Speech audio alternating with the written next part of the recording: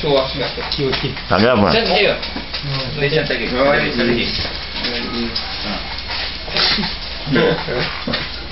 Primeiro consciência, Tá todo? Jó 42, 1. Quem tá no Jó 42, 1 aí? Lá perto dele, lá. Entrou Jó 20, Geilson. vamos ler primeiro o que nós falamos? O daí vão. Orar, né, primeiro? Vamos orar. Deus amado, Senhor Deus Pai. do céu, da terra. Senhor, Glória a Deus. Agradecemos a que Deus possa vir nos esse momento que abençoar, está nos Pai. proporcionando. Momento, meu Pai, de Venha abençoar os alimentação teus filhos, venha nos espiritual, conduzir Pai. na tua Que palavra. tu possa Amém. cada vez mais Pedimos nos em dar nome de paz. Jesus. Muito obrigado. Jesus. Amém. Amém. Jó 42, 5. 5. Eu leio esse primeiro aqui. Agora os meus olhos vem. Jó 42, 5. Maria Madalena, na manhã da ressurreição, foi ao túmulo no intuito de balsamar o corpo de Jesus. E quando ali ela teve essa surpresa, né? Ela não pôde conseguir, não pôde ver Jesus, quando Jesus ali estava ressuscitado, pelos seus olhos que impediam. Mas quando ela olhou para o jardineiro e gritou: jardineiro, onde puseram o corpo do nosso mestre? Ali ela descobriu que não estava falando com o jardineiro. Então assim também Deus está trazendo para nós uma oportunidade, nos proporcionando uma oportunidade de estar aqui, como vocês estão, né? Nós estamos aqui falando do amor de Jesus.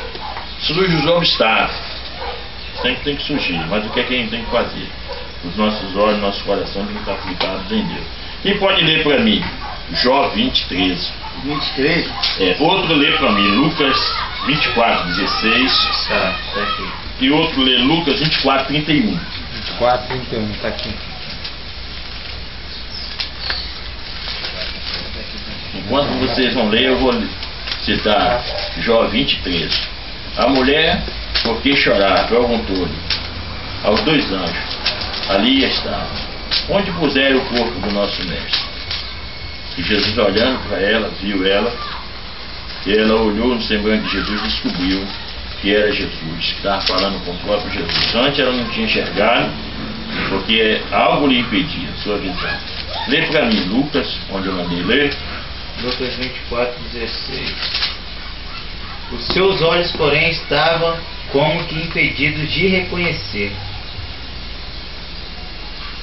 Os olhos daquela mulher, né? Que estava ali em busca de algo, que foi a promessa que Jesus viria ressuscitar ao terceiro dia. Mas ela foi ao encontro de Jesus. E quando ali ela recebeu como surpresa. Jesus lhe proporcionou aquele momento tão importante da sua vida. Leia Lucas 24, 31. Abriram-se-lhes então os olhos, e conheceram, e ele desapareceu-lhes. Né? Os dois anjos desapareceram quando ela abriu os olhos, né? Mas na verdade não eram dois anjos, era o próprio Jesus, que foi recepcionado pelos dois anjos que o Senhor já tinha ressuscitado. Aqui nos diz, o próprio Jesus, o próprio Senhor designou, enviou a receita para a vossa visão difícil, limitada, pelas circunstâncias e diversas, e temos o mesmo, porque temos o mesmo problema no dia a dia. Aconselho que de mim colhiram para ungir os teus olhos, a fim de que veja. Apocalipse 3, 8, onde Deus falou com um anjo da igreja que estava sem a visão, não conseguia enxergar os momentos que Deus estava proporcionando a ele, o que Deus estava querendo mostrar à igreja. Assim também nos nossos dias, na nossa caminhada. Quem pode ler Apocalipse 3, versículo 8? Quem pode ler Hebreus 12, versículo 1? Apocalipse 3. E Salmo 123. Salmo 123, versículo Salmo 123. 3, 1 e 2. Apocalipse 3, 8. 3, 8. 6, 8. Nós vamos ver agora com quem que Deus está falando. Amém? Um anjo da igreja, ali daquela igreja. Pode ler. Eu sei as tuas obras. Eis que diante de ti pus uma porta aberta. Ninguém a pode fechar. Tampouco força, tendo pouca força. Guardaste as minhas palavras e não negaste o meu nome. O anjo da igreja estava ali na direção daquele trabalho, tomando conta daquilo que Deus tinha me entregado, Deus tinha confiado a ele. E ele estava reclamando de algo que não estava acontecendo, da própria proporção de Deus, em relação ao que ele estava fazendo. Foi quando Deus falou com ele através da palavra. Eu sei as tuas obras.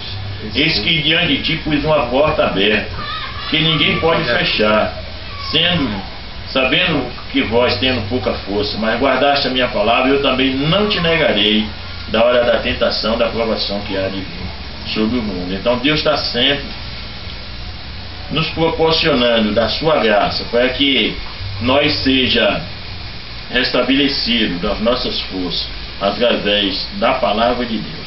Aqui diz, um jovem sanitarista disse-lhe o que não conseguia entender como Jesus poderia ter vencido o diabo na cruz, uma vez que o maligno continuava atuando na terra. Quem não vê a vitória no Calvário sofre das vistas espiritual.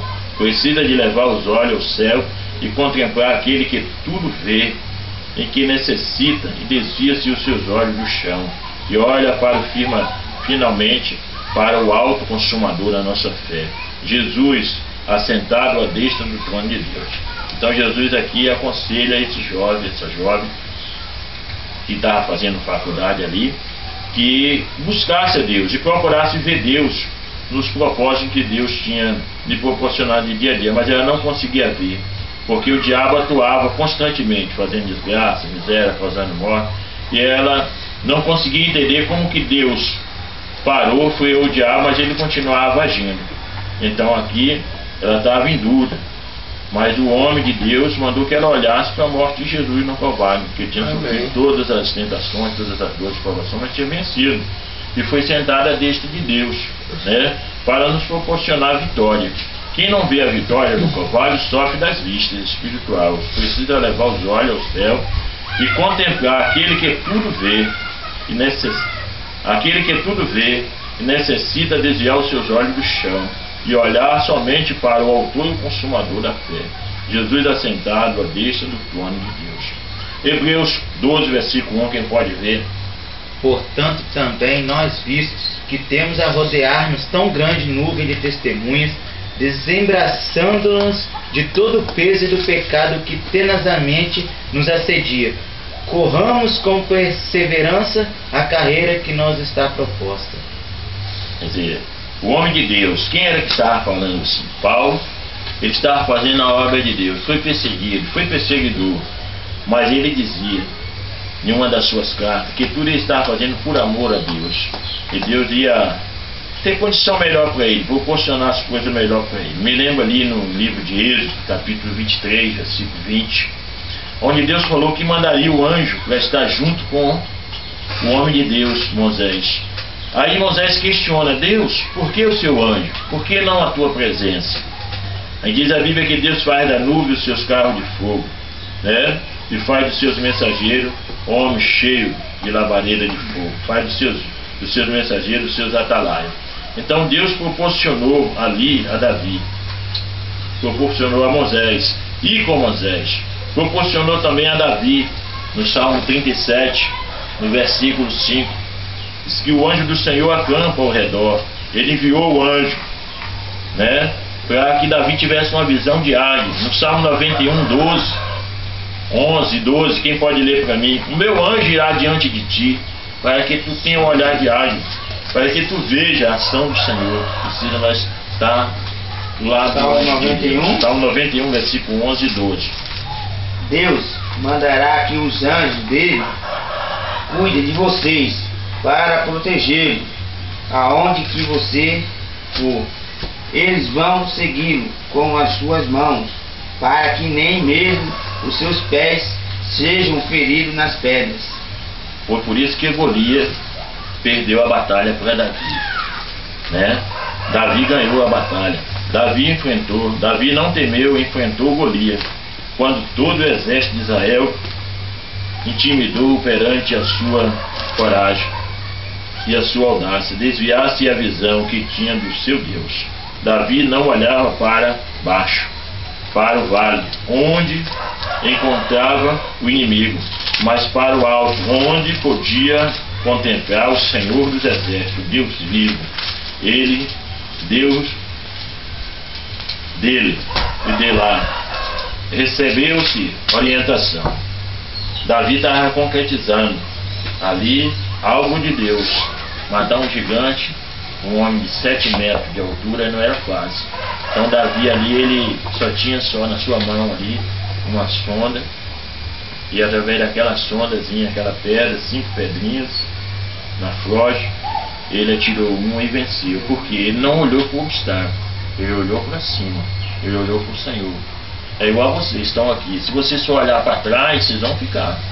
Se olhar para baixo, também vai ficar, porque galinha só anda 10, 15, 20 metros, 30. Nós temos que ter um olhar de águia para nós receber a vitória do Senhor. Quem pode ler para mim? Salmo 123, versículo 1 e 2.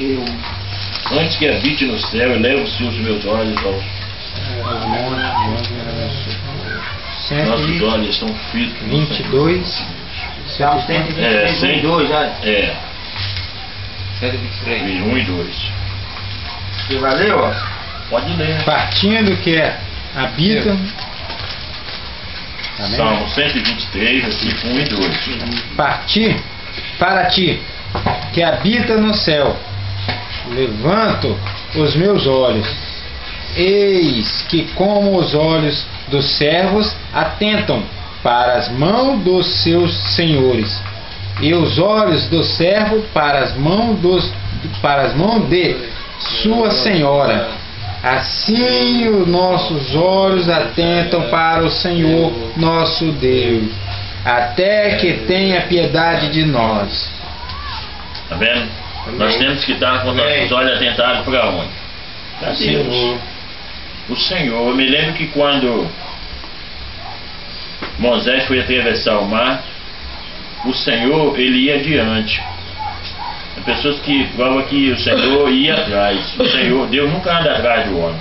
Deus anda adiante do homem. A Bíblia diz que na frente e uma coluna de fogo, e em cima e uma nuvem. O Senhor estava acima da nuvem, que ele não ia pisar na terra, se contaminar com a terra.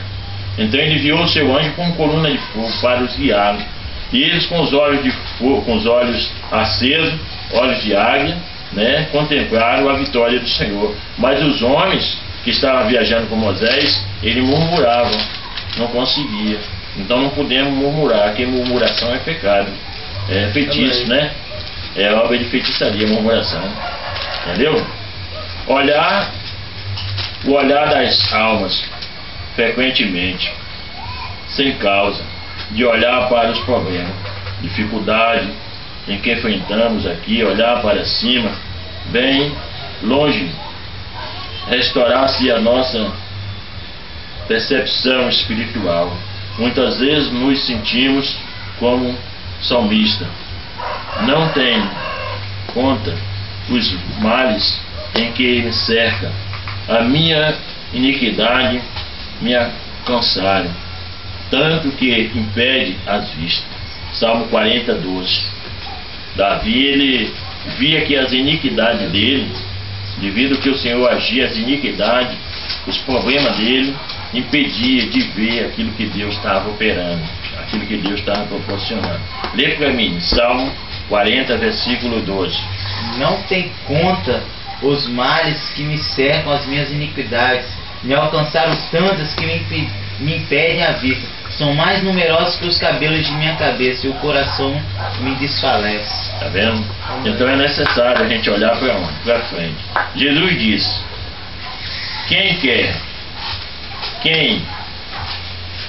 Jesus disse: quem quiser segui-lo terá de aprender a olhar para frente. Esse problema é o da galinha. A sua visão é deficiente. Além dos maus, os seus olhos laterais não permite frisar-se ambos no mesmo alvo para pegar-se o grão. Ela inclina-se a cabeça, porque vê com a pena. Um dos olhos não consegue frisar naquilo que deseja. É semelhante à galinha.